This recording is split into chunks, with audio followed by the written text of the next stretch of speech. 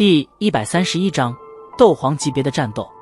天空之上，巨大的青色龙卷风暴在神秘女人的挥手之间，携带着狂暴的风啸之音，疯狂地对着紫金翼狮王席卷而去。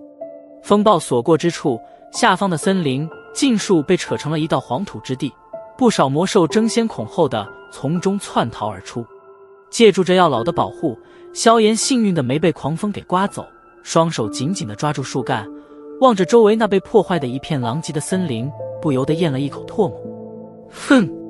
看着那席卷而来的风暴，紫金翼狮王巨嘴中发出一声轰鸣般的哼声，双翼一震，身体之上那足足2-3丈巨大的冲天紫色火柱也是离体而出，然后对着风暴撞击而去。两尊庞然大物在空中闪电对撞，在相撞的那一刹，空间几乎为之一静。轰！